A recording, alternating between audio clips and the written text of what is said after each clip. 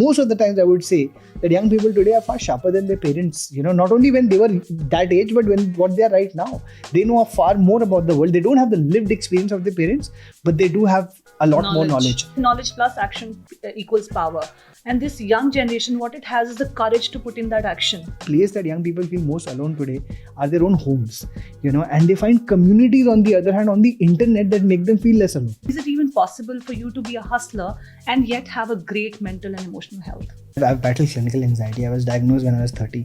I used to get panic attacks without knowing that these are panic attacks. You ignore it because, it's not on the outside, right? It's all in the inside. It's not like you've got a scrape and you're like, अच्छा मुझे चोट लगी मुझे ठीक कराना है. अंदर से कुछ हो रहा है तो पता भी नहीं चलता. And then a student of mine I was talking to was talking about her anxiety and I was like, man, everything she's talking about seems like stuff that I'm going through. But did you take time to accept that you had anxiety? A lot, because I was in a place where my life was going well.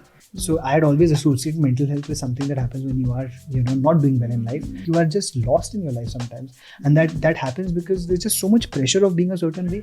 And to fight that pressure, you have to really lean into yourself, your story, who you are, why do you do what you do. The answers might still take the rest of your life, but at least you ask the right questions, and you get on a different path than the path that you're being forced into by society, by your parents, by the education system, by patriarchy.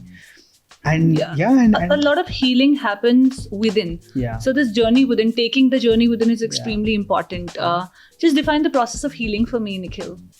I mean, for me, it's been a lot of therapy. And now, when you post them to me, I'm like... We are in a therapy session. Yeah, I mean, I actually don't know if I have the answers, right? Healing is about accepting that you need to also be kind to yourself. I've been talking about kindness the last 15 years to others. It's in my mid-30s that I'm just like, dude, am I being kind to myself? Because whenever something bad happens in my life or something I feel is a negative experience, I'm hardest on me. Nikhil, there's also a large part of the youth that is confused and that says that being authentic is not rewarding. I think it does come down to creation of safe spaces. And when you don't get that space, that's when you kind of feel like, everybody's against you, and then it becomes very difficult to be authentic. With experiences, with life, with instances, who I was as a person 5 years ago and what my belief system was, and which was absolutely authentic, my own. It's just completely 180 degree today. And that could happen. That's the evolution of a person, a human being. There's so much more to finding your own voice, and that also requires a certain period of self-discovery. It requires you to go out into the world, have interactions. When you hear somebody else's stories, you actually learn so much about your own sometimes, right? With Yuva, I was very clear that I can't be an organization that calls ourselves Yuva and sits in Andheri in Bombay and decides that this is what the country thinks and this is what young people of India are like.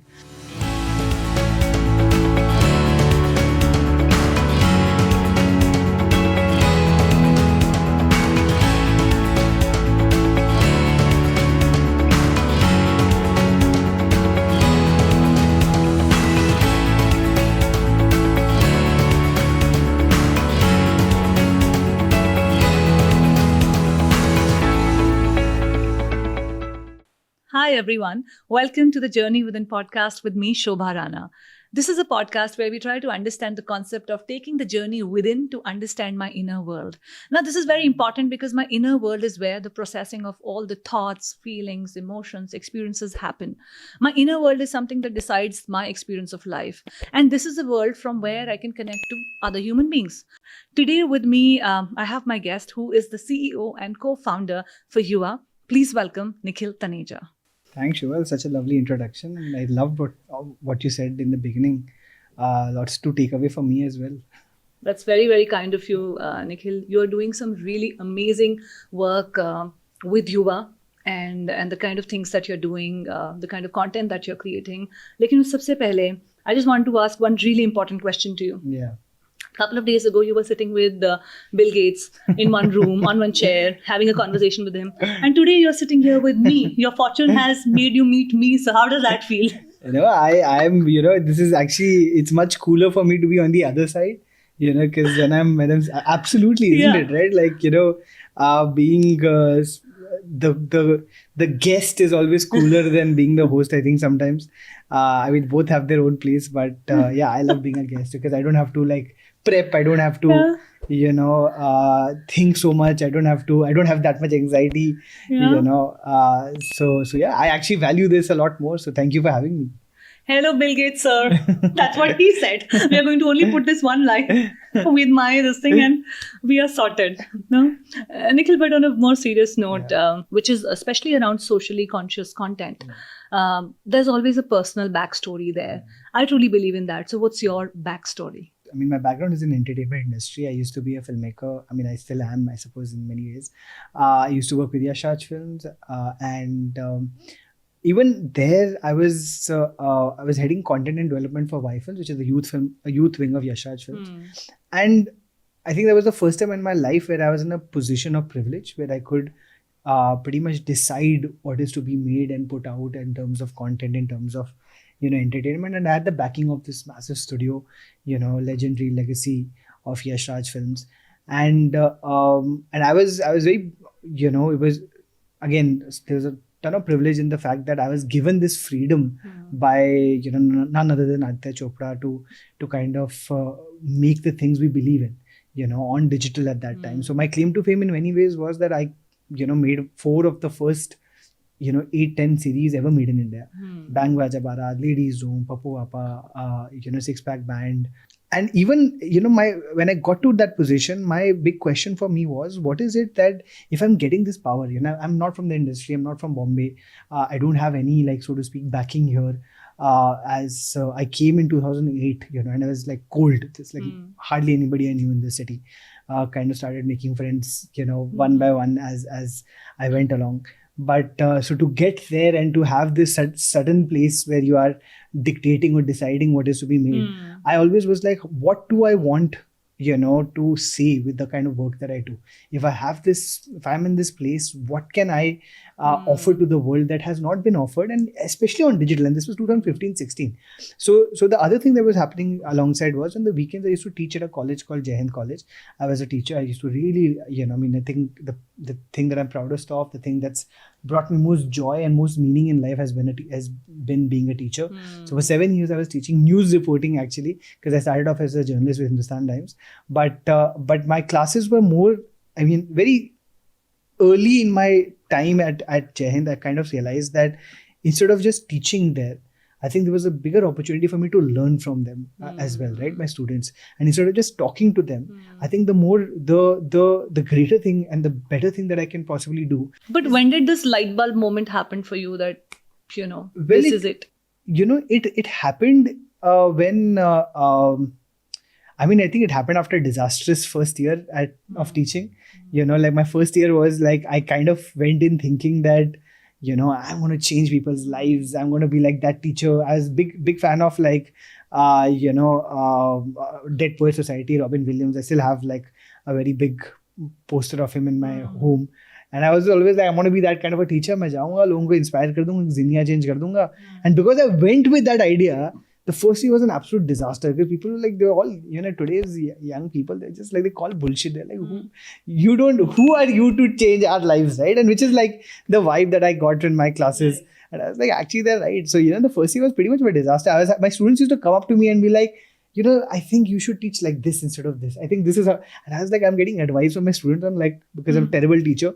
So, I first decided that I should just quit and not do this anymore. But then at some point I was like, I don't want to go out on a low. So like, I want to do this again, and I try to do it better. And then second year onwards, I kind of started being like, how can I do this better? And I was just like, actually, with students coming up and talking to me, maybe I should also just start listening to them instead of just talking to them. And the more I started listening, the more I started giving them that space to express themselves, versus coming in thinking like I'm the person that, has something to offer them. I was like, it has to be a give and take, I hope I can offer something to them, but a lot more humility I went in. And then just listening to these folks, and their stories, the kind of things that they have to say, I started getting so inspired. I was like, man, in Bollywood, I always used to have this thing, because I was, again, I was heading development. So a lot of pitches used to come to me, a lot of writers coming and pitching and saying, "Maine kahani hai, ye film banani hai," etc., etc. And I would see that, like, no matter what kind of writer it is, no matter what kind of background it is, anytime there was a youth-oriented script, the writers of India would think that young people do only one of two things, either love or murder. Yeah. There is no third thing that young people do. And I was just like, dude, I go and teach every weekend, and these young people have so much going on in their lives. They're so I mean, they're so inspiring, they're so inspired. There's, and there's so much more that they're dealing with just then. Like, romance is not the only thing, and murder is certainly, hopefully, not like the thing that they're attracted to. And I was like, who's telling the stories of these young people, right? Like, at a very early in my journey, like, I had students who were from the queer community, and I was like, where is that representation in Bollywood at that time? This was again 2014-15. On the only time you would ever represent anyone from the queer community was, when you had to make fun of them. There are so many students of mine, who had overcome. Like, you always think that the hero, so to speak, is the man, who goes and saves the world, saves the girl, saves the day. But I had all of these incredible students who were, first of all, can be from any gender, who were in their own lives at 14, 15, 16, just overcoming these incredible problems to get where they are. Right? That was so difficult for us to even speak of or think of in our times. Yeah. And they're at least having the courage to speak it out, and at least that ability to know that I want to find an answer. Yeah. That going on that quest is very important. And this listening carefully to the feedback is one of the most important things that we can do, and it can be an absolute game changer. I think that is what it did to you. So now, having been speaking to the youth of this country, you have traveled around the country, left, right and center, and you've gone on ground to speak to the youth of the country. So what is it that the Yuva today is struggling with? With Yuva, I mean, I was very clear that I can't be an organization that calls ourselves Yuva and sits in Andheri in Bombay and decides that this is what the country thinks and this is what young people of India are like. So that's when we kind of we had this idea that, maybe before we even create something in Yuva, should we just go across the country and meet young people? So I traveled, in 2018-19, I went to about 120 campuses. I went to about 35 Indian cities. I met over 10,000 young people. I, went to IITs, IIMs, AIMS, NITs, NIFTs, government institutions, private institutions, everywhere, and just kind of heard folks out, created safe spaces for them just to express themselves. And then the two big learnings, right? Actually, there are many, but so I think the biggest learning was that young people in India are just feeling, this is probably the generation that feels more alone than any other generation before. They feel more lonely. And the reason for that is that, this is a generation that they're digital natives, right? They started, getting an understanding of the world far quicker than I ever had growing up as a millennial, right? Because I had till 13, 14, 15, I did not have the internet, so to speak. That also, and also the ability to spend your 1 hour by yourself with a device. Correct. Because the previous generations, Correct. if you want to entertain yourself for an hour, you Correct. had to step out and meet 10 other people, play in a playground and all of that. Yeah. That also got completely cut off from this generation. Correct, absolutely. So, but again, you're talking about the con. The pro in many ways was that they had because they had access of the internet, and they suddenly had this awareness, this knowledge, this plethora of information that was at their fingertips at a far earlier age than we ever got. And because of that, their understanding of the world is far sharper than we ever had at that age. And what happens is that because their parents have gotten access to the internet at a much later stage in their lives, a lot of the times they are actually far sharper than, in fact, most of the times I would say that young people today are far sharper than their parents, not only when they were that age, but what they are right now. They know far more about the world. They don't have the lived experience of their parents, but they do have a lot more knowledge. And that has kind of created such a weird, gap, this big divide, this big, gap between parents and children, which is always, every generation has had a gap. But in a way, that is so appropriate because the younger generation today has the knowledge, and they say knowledge equals power. But I feel that knowledge plus action equals power. And this young generation, what it has is the courage to put in that action. If I think about the generation before us, they did not have the courage to even speak for themselves, let alone the action. Because the examples nahi the na. So we would just believe our parents, right? Because where were the examples? Who was sitting there and like saying that? And I could be like, "Ucha, wo dekho Instagram pe, that person has actually done this and become big," or look at that person on Twitter who has this kind of following, or look at these, even 20,000 billions of examples right now for students. So even if they have to, it's not like I'm saying it's easy to convince parents anymore, ki mujhe ye karna life mein, wo karna. They were still going to want to, be part of the lives of their children. But children are far more aware. But the parents it's difficult for parents to kind of accept that, because when they were young, they were just like, actually my parents knew more. मैं मानता नहीं था. True. But today when your children know more, how do you argue? How do you parent? How do you bridge that divide between your children and you? And the children also are kind of failing, right? Because suddenly the pressure of having the empathy in the relationship is falling on young people because they are more aware. So if a parent says something which is inappropriate, which is homophobic, which is Islamophobic, which is misogynistic, वो तो उनकी मतलब, because they just grew up in a world where some of that was just normalized. They are behaving like this, and then these children are today saying that you can't say shit like this because this is not cool, this is inappropriate, this is you're just being not a nice person. And they're just like, who are you to tell us? I have more lived This is how it has happened so far. This is how it has happened so far. So that is also making young people feel so lonely. And that loneliness is really driving them to have a lot more mental health issues. It's driving them to have like just be clueless about how to kind of navigate this world on their own in many ways. The place, and it's so unfortunate, right, that the place that young people feel most alone today are their own homes, and they find communities on the other hand on the internet that make them feel less alone. You go on Instagram and you have like this page which is talking about body positivity, and you are someone who, feels like I get fat shamed at home. You may have 2,000 strangers that you are more comfortable talking to, on that group, DMing them and saying, well, I am part of this tribe. But at your home, in your own home, somebody over here might be like, tum, weight lose kyun nahi kar rahe? Tumhari shaadi kaise hogi? Ye kya hoga? Wo kya hoga? Actually, your age is no longer an indicator of your experience. Correct. Because you could be talking about a domain where you absolutely have never tapped your feet in, where you have never navigated. Just because you're older doesn't get you a card to play your perspective anymore. Yes. And it shouldn't also, right? If you have not navigated through that territory, who are you to guide others or tell others that this is how it should be and this is how it shouldn't be, when the world that we're living in today is constantly evolving and changing. You spoke about mental health issues that you were personally facing. So could you just throw some more light on what kind of issues did you face and what is it that helped you to cope up with them? I mean, I've battled clinical anxiety. I was diagnosed when I was 30. My larger issue was... how did you know that you had anxiety? I mean, so anxiety, I used to get panic attacks without knowing that these are panic attacks. I used to think that this is, I don't know, I just kind of had there were a lot of signs that anxiety manifests in your body. So you kind of sweat a lot, you kind of, your heart beats a lot faster sometimes, you have, there's physical symptoms that you kind of go through. So I didn't even notice them for a certain And all of time. us ignore those symptoms. Yeah, you ignore it because, it's not on the outside, right? It's all in the inside. It's not like you've got a scrape and you're like, अच्छा मुझे चोट लगी मुझे ठीक कराना है. अंदर से कुछ हो रहा है तो पता भी नहीं चलता. So it was my wife who actually noticed and said, why do you sweat so much about these small things?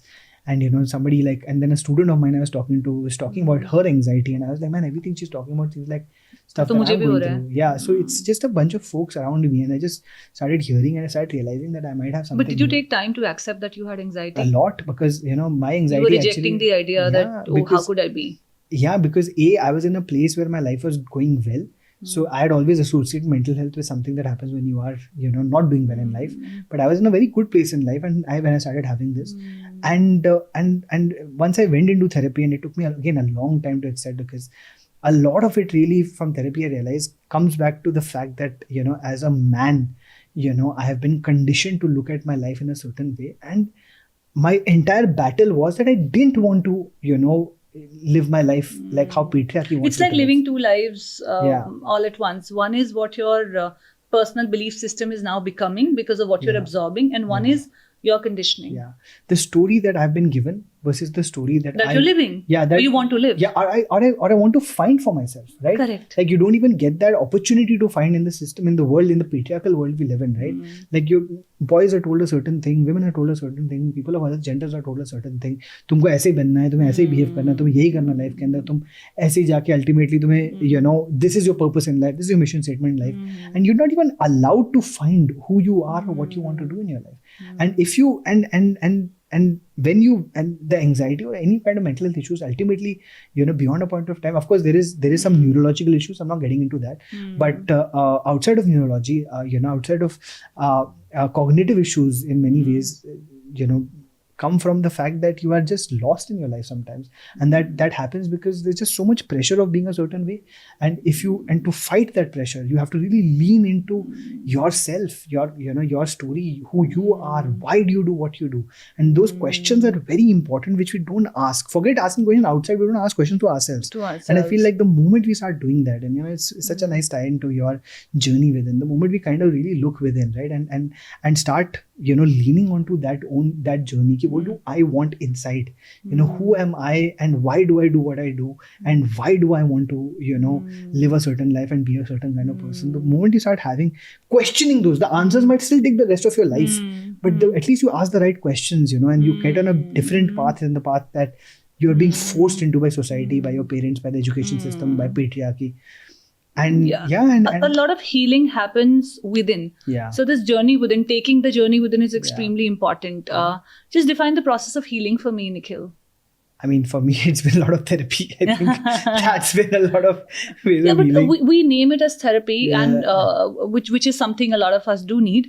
But it's also a lot of self-work, no? That goes in. I think, again, I keep repeating this word, but I feel like it's again kindness, right? You have to, healing is about accepting that you need to also be kind to yourself.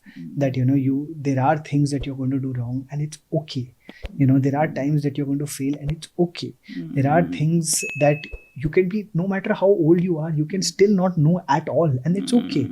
There are still emotions that you go through for the first time at 35, 36 or 40, 45. There's still times you get your heart broken, even though it's happened 20 times, and you get angry at yourself. But no, it's okay. That's just part of being human. So I think that your acceptance of your humanity in many ways is what constitutes healing, right?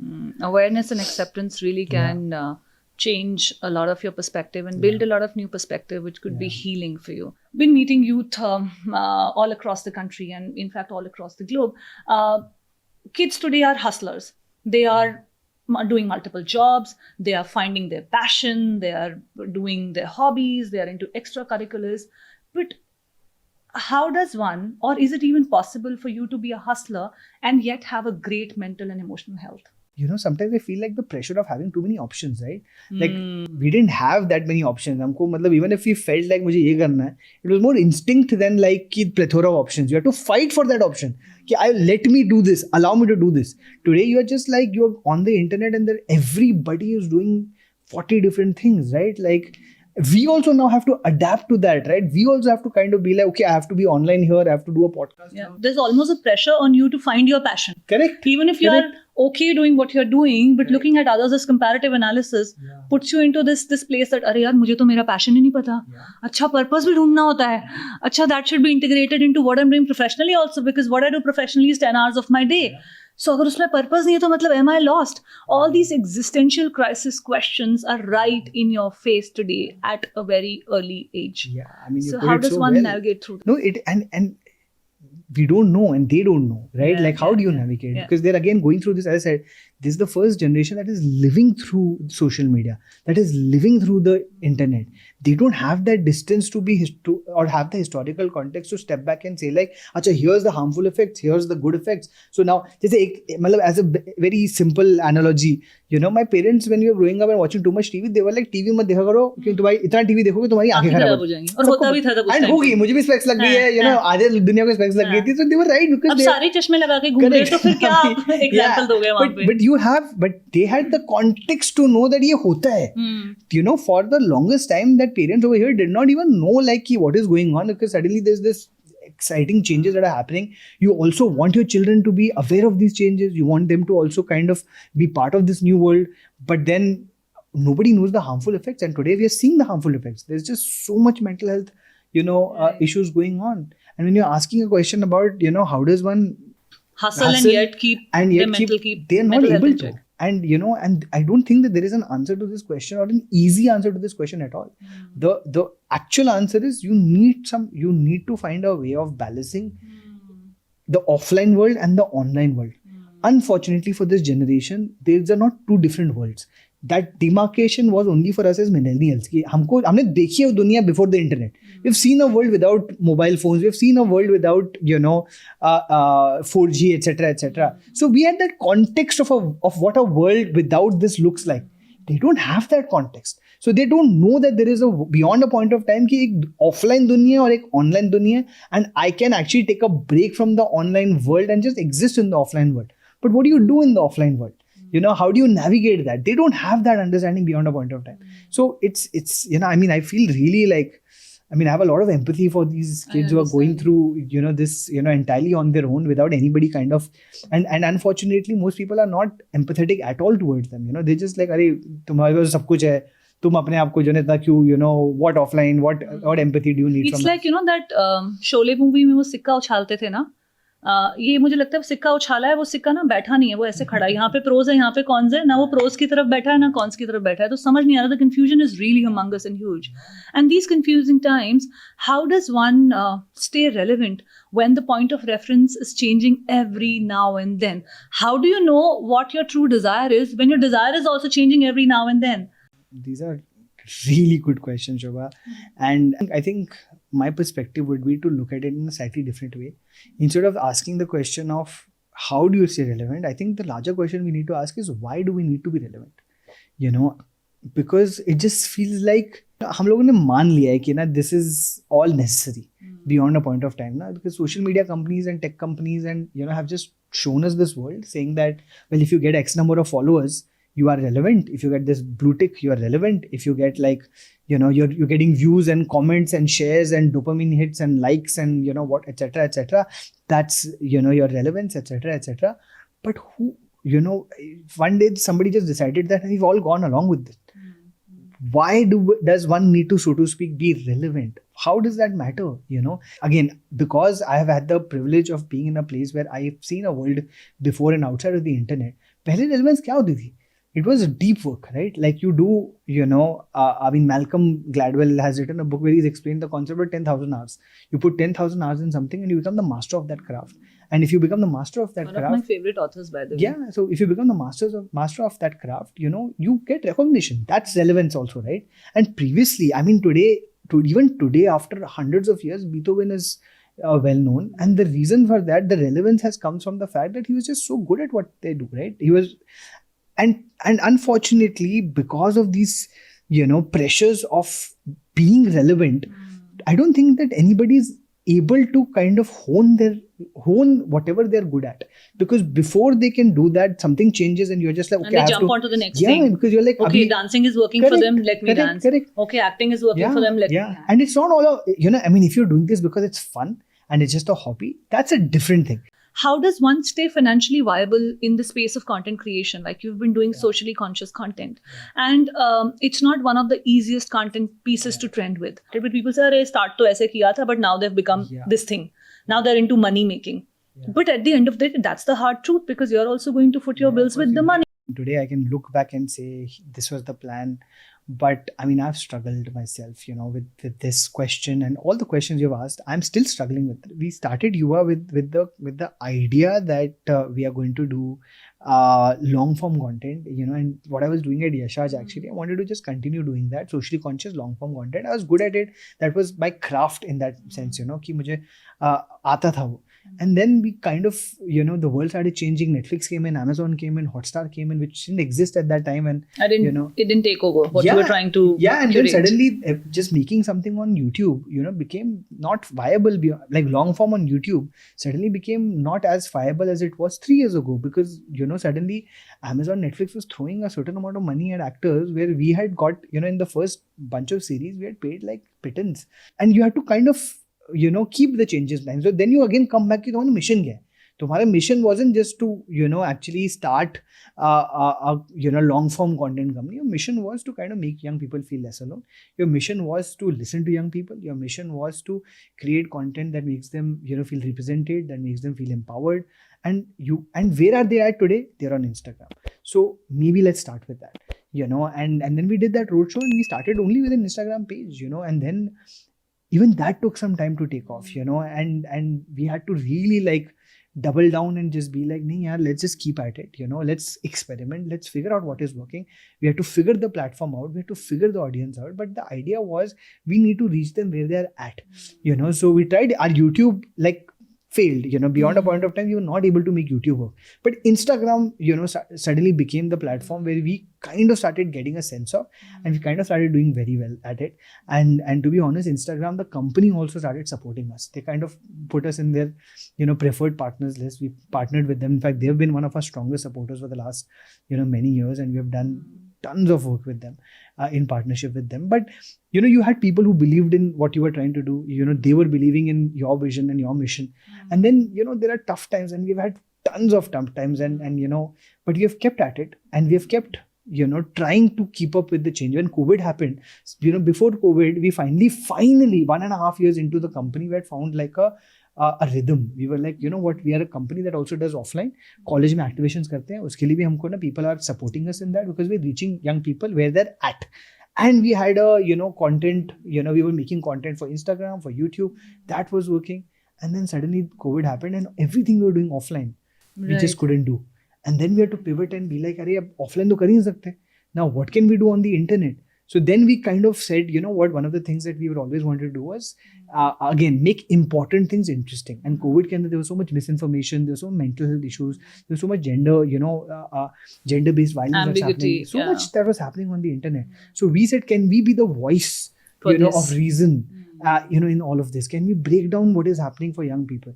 And we started doing that, and suddenly that took off in a big way. We did a volunteers program, because COVID second wave ke time par, and that just became one of the most incredibly meaningful work that we have ever done. And the kind of love and respect we got from everyone, from Bollywood students like Dharma, who wanted to partner with us, to UNICEF India, that gave us a big project, saying that, you are not doing this only for the money, you're doing this because you care.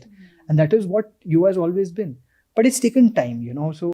But there's an incredible learning out there, when we navigate with how do I do this? How do I make this happen? Or what? Then how and what questions usually breed a lot of anxiety, pressure, because they get you stuck with the method which you have not even yet figured out, and which you can't unless you put your feet into it. Whereas why brings a sense of clarity. So I think that's a great place for one to start with. Starting a company, trying to make money off of it is the most difficult thing I've ever done in my life. I Likewise. couldn't even have imagined how hard it is. It is much harder than anything I have ever done or tried to do. And it's soul shattering. It is very difficult. It takes a huge hit on your mental health, right? You have to really it's the toughest thing ever. And you'll have so many bad days, right? So in all of those bad days, you need to be very clear about why you're doing this. Because if you're doing it only for the money on your bad days, it's very easy to give up. But if you're doing this for something larger, because you care about something, if you have a mission at your heart, if you have a vision for what you want to do, you have to keep going back to it and be like, yeah, it's okay if I failed right now, but there's something we're trying to do over here, and keep coming back to that, and hopefully someday, it works. It's easy to talk about purpose and passion, and this is what I like, and this is what my heart feels good at. But how do I identify my why? What is my purpose? Very good question. I've never actually thought of it that way. But you have lived this question for all these years. Yeah, every now and then. I'll actually give you an answer basis storytelling, because I also, obviously I'm a storyteller. I've been a writer, producer, etc. And I do a lot of storytelling workshops. So that's where, a lot of students, have always asked me how do you tell a good story? How do you find a good story? And I feel like this is also about your personal story, right? Like your why. And I feel like the answer to this is when you're writing a story, why do you write a story? Because if you are not able to put that story out into the world, nobody else can. That's the answer I give my students. The story that you're going to write, you have to tell that story. That agar tum nahi bologe na, कोई नहीं बोल पाएगा. That story will just not get told into this world. At least that should be the first story that you tell. Because, there are so many different stories that everybody can say it in so many different ways. But there is one specific story that only you can tell.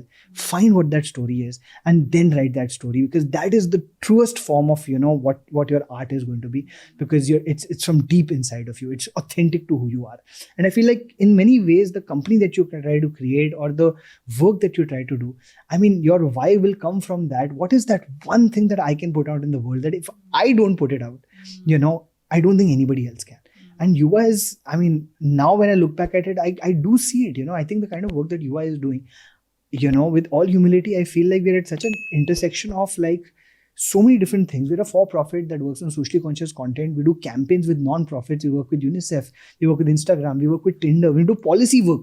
We do in colleges. We go and teach students about things like consent, on things like social media kindness. We teach about mental health, and we are doing podcasts, we're doing films, we're doing shows, and all of them, ultimately at the end of the day is always about how do we empower the young person. So I think that's something that I don't see anybody else in India being able to do. So when I look back, I know that if I wouldn't have started this, I don't know if anybody else could have created a company like Yuva. So now I can easily say that because it's worked. Of course, sometimes you try things and they don't work. But I feel like the answer to that question is this only. Like if there's there is certainly that one thing that you yourself are so deeply capable of that if you don't put it out and something you are not passionate about, nobody else can do it instead of you. You also spoke about authenticity, which brings me to my next question, which is sort of a realization also. So the Gen Z, the generation that is the digitally native generation that you're talking about, now they've got a better language, they've got more information, they are more smart, they are well spoken, probably well read. So this generation, do you think they are genuinely more authentic and vulnerable, or it is just all of these skills they have sharpened and they're just voicing it out in a better way? So in all the young people that I've met, right, I feel like when you give them the respect of listening to them, they're always authentic. They're always vulnerable. Because I feel like most folks, especially older folks, don't give this at a very basic level. हम लोग ना young लोगों को ना इज्जत नहीं देते, which has always been true, right? When you grow up also, who has ever like made you feel that your voice matters, or that as a young person your thoughts matter, your ideas matter? When you're a young person, you're always told this one thing: बड़ों की इज्जत करो, listen to your elders and agree to. And बड़ों की इज्जत करो is not just about like respecting your elders as human beings. It's about power.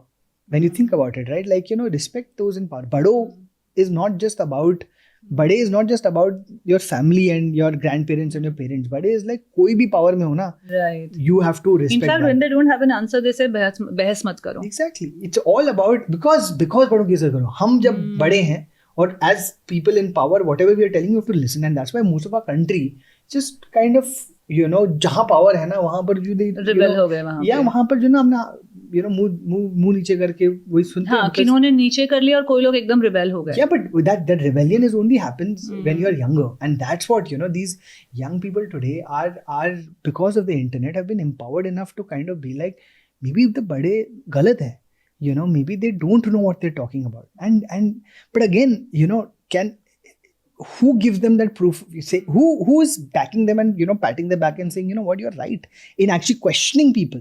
You're right in when somebody tells you that there's, as an example, only one kind of sexuality. You're right in questioning and saying, no, it's not one kind of gender. No, there can be many, and maybe they will keep screaming. Or that again, religion ke andar jo na ki only your religion is greater than the other, or whatever it is. All of these ideas, these are majoritarian ideas, that we've always lived with, have come from people who are in power and who tell you this is the way the world works. Nikhil, there's also a large part of the youth that is confused and that says that being authentic is not rewarding.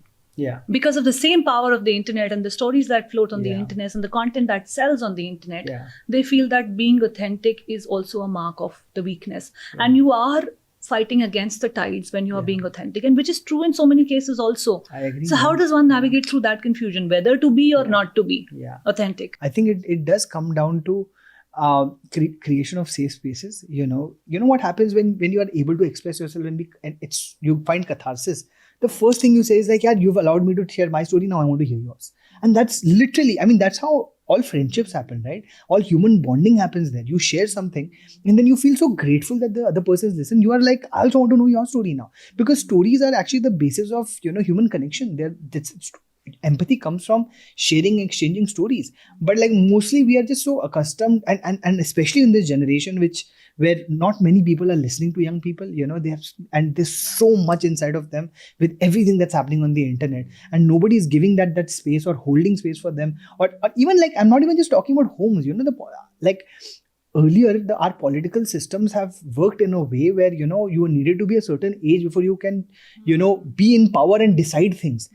But for the age for people to have that awareness is now drastically reduced. But we are still not allowing young people to take decisions, that are going to affect their lives. Climate change is happening, in the world now, bahar foreign ke andar Greta Thunberg hai, India ke andar, why are we not giving that respect to young people and saying, you come and you be part of the solutions, so, and when you don't get that space, that's when you kind of feel like, everybody is against you, and then it becomes very difficult to be authentic, because it's true, in the world we live in, people do, it's all about power. But why do you have to wait for somebody else who's older to create these spaces? You can create it on your own. Finding it difficult to be authentic also comes from a place of not being validated. Correct. And we need some sort of a validation, however much we say that, oh, I don't need validation, and you should not seek out for validation. But subconsciously, as social beings, we are programmed to seek for validation. And if it is in the right amounts, there's nothing wrong with any of these concepts. I look at validation more from a sense of, again, belongingness. We're all looking to belong somewhere. Looking to belong. We are all looking to feel less alone. And, ultimately, and I think the answer to that is that you make somebody else feel a little less alone. If you help somebody else feel like they belong, you are also going to feel like you belong because you've done this for someone else. In fact, also this awareness that if I don't belong everywhere, that's okay. Yeah. Being okay with that. You can't belong with everybody that you meet. Absolutely. And at this point in today's time, one good thing is that you have the power to go to these rooms where you can find belongingness. Sitting here, you're expressing your own true blue authentic self, and people are not accepting it at the moment. So maybe that is not your circuit where you be that person. Absolutely. So you probably try finding rooms and spaces, even if they're smaller, even if it's like 2 people, 1 person, whatever the size of that room is. But you find your belongingness and try growing your authentic self and your expression probably there and then. Because initially क्या होता है ना निखिल, मुझे लगता है हम जिस चीज को authentic बोल रहे भी होते हैं ना, कभी कभी हमको उस टाइम पे उसका इतना awareness होता भी नहीं है. With experiences, with life, with instances, who I was as a person 5 years ago and what my belief system was, and which was absolutely authentic, my own. It's just completely 180-degree today. And that could happen. That's the evolution of a person, a human being. So at different point in time, you might have these different rooms of belongingness that you need to sort of go to and figure out and find for yourself, and give your mind also that space to learn from the people who speak your language and how are they evolving in their lives. No, you're absolutely right, because I feel like... Nikhil, I truly feel that education system that we put a lot of onus on for making us the way we are. Like at 16, you have sort of a pressure to decide what you're going to be doing for next 40 years of your life. And, and we were making those decisions in our times. So if education system could sort of nudge you or guide you or sort of force you to make those decisions, I feel education system even now has that power. I agree. If we could integrate certain subjects like self-discovery, kindness, compassion, and have a class for that, like a weekly module or a program, I really feel that we integrate all of this into curriculum. It's needed. Something like a Bhagavad Gita, not from a religious point of view, but the lessons that you learn from that, the concept of yoga, the concept of non-hoarding, the concept of just being content, contentment, all of these are like subjects. Are we not studying these subjects now in the books? Are we not a students of all of these? Are all the big spiritual gurus and the big gurus of the world and the coaches and the leaders and the people that we admire, are they all not speaking this language? So where are they learning this language from, and why can't we embed this language right in the beginning? So that is That is the big question. my pain point. This is where I want to do something with the education system. I don't know, God willing, when it happens. Yeah. But I would want to do these like a 5-hour module or a weekly program or a monthly program just on kindness, where we learn to just be kind. This is a half an hour, 40 minutes class, and that's it. When we could do 6 hours, 7, 8 hours of other subjects, why can't we do this half an hour, 40 minutes of something that is going to stay with me for my life?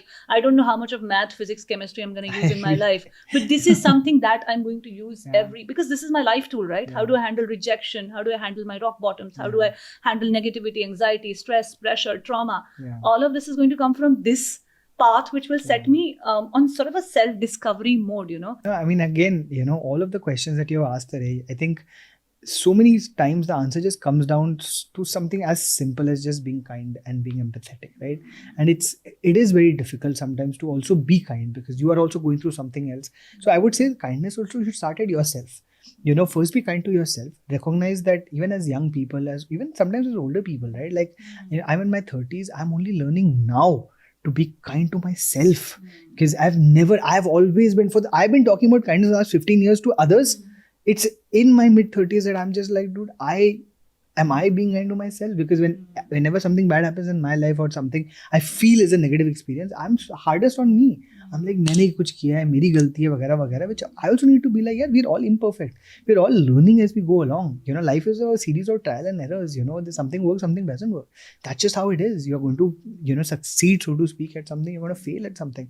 And you have to, that's your perspective. But the one thing that remains common across whatever happens to you, even when you are at, in a high and, great things are happening in your life, etc., it is imperative to be kind to both yourself and everyone around. In fact, when you have more power, it is even more important to be kind. And when things are not going well, it is again just as much important to be kind to yourself and everyone around you, because I think that's the kind of legacy and love that you leave out into the world, right? If you put that energy out, that's also the energy that's going to come back at you. And I feel like, as you said, these are things that should happen in our education. They should happen in our homes. I really feel that there should be a part of a curriculum for us, right from the school. Because these are life subjects that you need. फिर उसके बाद में 20s में आके या teens में आके you are paying someone else, a life coach or a therapist or something, to learn these subjects, right? What are you doing? So why can't you make up for all of this right in the beginning and make a person somehow equipped? See, there's a lot of role of self-awareness also into this. And we feel that some people are aware and some are not. Whereas I truly feel that awareness is also a skill that can be learned. ऐसा नहीं है कि आपके अंदर वो bulb है, वो जल जाएगा कभी तो आप अवेयर हो जाओगे. तो आप भी उसको नर्चर और नरिश कर सकते हो, through the years is what I feel. And वहां पे अगर हम काम करना शुरू करें, थोड़ा अवेयर होना शुरू करें, तो ये सारी चीजें ना जो बड़ा डिफिकल्ट लगती हैं और जैसा लगता है कि बड़ा कैलकुलेट भी आप करते हो. Should I be kind, should I not be kind, okay kindness के ये प्रोस कौन से हैं, और ये सब चीजें ना. Unfortunately, Shobha, I think I get why people take so much time to even because we're talking about vulnerability earlier, right? Like it's difficult to kind of, you get taken for granted in the country we live in, the system we live in the world that we live in. But what's the problem with that? Why our egos are so big that we have so much problem ego, right? Like with taken for granted? I talk especially about young people, right? Why do we associate hurt with taken for granted? No, so I mean, I'll tell you, the first, when you're young, any emotion that you're feeling is actually the first time you're feeling it, right? Like whether it is love, whether it is heartbreak, whether it is success, whether it's failure, this is the first time. You've never faced these things before in any way. So the first time it happens, the magnitude of what you're feeling, like people look down and make fun of the fact that young people are emo and teenagers are like, but yeah, those are the formative years. Now, if at that point when you're facing this emotion, if at that point nobody's around you to tell you, like it's okay to face this emotion, like what you're talking about, but who tells you? Nobody tells you. Nobody is having these conversations who's saying that, if you're being taken for granted, it's okay to feel it. Feel it and then let it go, because that's life. You're going to have people who are not going to get you. They're going to have people who will hurt you in some way or the other, but that's okay. You don't have to give it that kind of power. If you don't give it power, it will never have that in your head. But who is having these conversations? Emotional intelligence is a very important subject that needs to be taught. So as a coach myself, Nikhil, when I do one-on-one sessions with some of my clients, or when I do corporate training sessions, these people, the leadership position people who are 40, 45, 50 years of age, they are the people who are talking about how difficult it is for them to take a feedback positively. At that age, after having so many years of experience under your belt, having well traveled and probably well read, whatever, you still are struggling with the formative beliefs of, क्योंकि formative beliefs जो बन गए ना उसके साथ ही चल रहे हैं अपन. Absolutely. And because these questions, these conversations do either happen with your parents who themselves, earlier example, the parents were also just getting married and having kids at ages where they didn't know who they were, and they had to now impart something to somebody wisdom else to them. to kids. You are 27 and you have a 5-year-old. You still are finding out who you are. How do you tell a 5-year-old how to be, right? As an example. And teachers, unfortunately, in our country are just so basic badly चीज है paid. ना, cut copy paste, झूठ मत बोलो, ये मत करो, वही. और खुद आप झूठ बोल रहे हो. Correct, That is what the kid is learning and correct. teaching, and खुद you are operating Yeah. out of so much of confusion. So that kid is not, see, anybody doesn't listen what you tell them. Yeah. What he absorbs is what he's going to listen. Yeah. So what you're doing eventually, if you are navigating through confusions and you are just saying certain very standardized line which needs to be said, eventually the translation is not going to happen like that. I'm with you, and unfortunately, even the education system is set up in a way where teachers who are literally shaping human beings are the worst paid, in the country. Like This pains me so much. Yeah, we pay people who are. You pay actors crores and crores absurd and crores salaries, and you're not able to pay basic decent amounts to people who are literally shaping your children. And in this what's country. funny is, Nikhil, a lot of people who are getting really heavily paid are all teachers. What are coaches? Of course, what are business but coaches? exactly. What are sales coaches? Exactly. What are therapists? Absolutely. What are mental wellness? But not at the education level. But why not? Exactly. That's my pain point. That why do absolutely. teachers? Whoever, what is a mentor? Mentor is a teacher only. At the end of the day, you're paying an obscene amount of money to them and sourcing them from all across the world, and you're not paying your teachers well enough who can really put in, maybe a bit more, because money could be one motivating factor in the world that we live in. So I think a lot needs to be worked at the systemic level, and I think people like you have a great role to play there. To at least ask these questions. All of us. It's just, we started with questioning. You have started with questioning. I've started with questioning. Correct. Probably these questions will lead us somewhere, Nikhil, on the parting note, we've talked about so much. We've talked about confusion, vulnerability, your self-acceptance of who you are, finding your voice, and a lot of brilliant things that you've shared your insights on. On a parting note, there's one question that I ask everyone, because I'm sort of making my library of the answers and see what it is that people who are already doing good in their life hold as success. So what is your definition of success? At one point I had a very traditional, conditioned definition of success, which was always about numbers and milestones. If I have this much money, then that means success. There's at least one application of math in our life, and it's the worst possible application that you could do. I'd feel lesser in my life कि मैं इस as पे इतने नहीं कमा पाया हूँ, मैं इस एज पे ये नहीं कर पाया हूँ, ये इस एज पे मेरी गर्लफ्रेंड नहीं बन पाई, या शादी नहीं हो पाई, या बच्चे नहीं हो पाए, डेजिग्नेशन नहीं मिली, etc. It's only after I've battled mental health issues, I battled clinical anxiety, that I've had to, again, I've talked about being kinder to myself. I've been kinder to myself, and I've stepped back, and I've just been I've just accepted what people used to tell me, which is success. But actually, now I feel like success, the idea itself is a trap.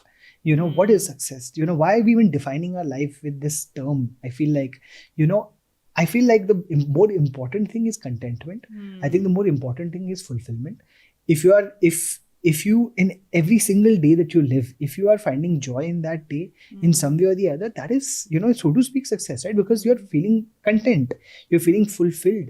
And I feel like that's what matters, right? Like the little things that if you are finding the joy in everything that you're participating in every single thing that you are doing, and sometimes it's not easy to do that, but that's where I feel like the contentment, fulfillment comes, right? Nikhil, contentment versus complacency. Yeah. We arrive at crossroads in our lives where we say that we are content with things, but we are just being complacent. So how does one understand that difference? These are great questions, and now, when you pose them to me, I'm like, we are in a therapy session. Yeah, I actually don't know if I have the answers, right? These are fantastic questions. I don't think I've even thought about it in this way. But, if I had, my best guess in that sense is that, I would add one more C. You've said complacency and you've said contentment. We'll talk about curiosity. I feel like if you are leading your life with a certain amount of curiosity and you're doing it because, you're looking at finding like a little bit of peace, a little bit of contentment, a little bit of fulfillment in the work that you're doing. I think, again, these simpler ideas of empathy, of kindness, of compassion, of curiosity, of, contentment, ये सारी चीज़ें मुझे लगता है कि जो ना हम लोग फोकस नहीं कर पाते, हम लोग बड़े-बड़े these ideas डाल देते I हैं. think engaging with your curiosity is really important because It जब आप is. complacent हो जाते हो, you're not engaging with that curiosity. Absolutely. Yeah. Thank you so much, Nikhil, No, for thank coming you. on the Journey Within podcast. Yes, thank you, Shobha. This is, again, these questions are so lovely and they've really made me think, again, and I feel like, I've now, I try to kind of, anytime I go to a podcast, I always kind of look at going to a podcast where I'm able to learn something on myself. And I feel like today I've again learned a little bit more about myself. So thank you for like allowing that and enabling that. I'm just so happy that I could be here. I'm so glad that, Nikhil, whatever work you're doing out there in the world, your future projects that we have discussed about, you have a lot more goodness to spread in the world. I wish you all the best for that. Once again, thank you so much for coming to the Journey Within podcast and teaching me so much more about how to sort of take this journey within, how does it look like, and even if it doesn't look very beautiful and glorious, yet it's an important path we should embark on. No, and as I spoke earlier, thank you for listening. We need more people to listen. And the more people who listen, I feel like there are more safe spaces that will be created, and more safe spaces, people are automatically going to be kinder. So yeah, thanks for enabling kindness in many ways. So thank you for having me, honestly. Yeah. I'm all up to listen even more when the cameras are not on, when the lights are not on. So looking forward to more interactions with you, Nikhil, in the future. Thanks, Shobha. Thank you all so the much. best for all your future assignments. Thank you so much. Thank you. Hi, my name is Nikhil Taneja. I'm the co-founder and CEO of YUVA. I've been a guest on the Journey Within podcast with Shobha Rana. And please like, share, subscribe the channel on all social media platforms. It's a wonderful, wonderful channel. And it's having so many more meaningful conversations than what others are having around us. So yeah, please do like, share, subscribe.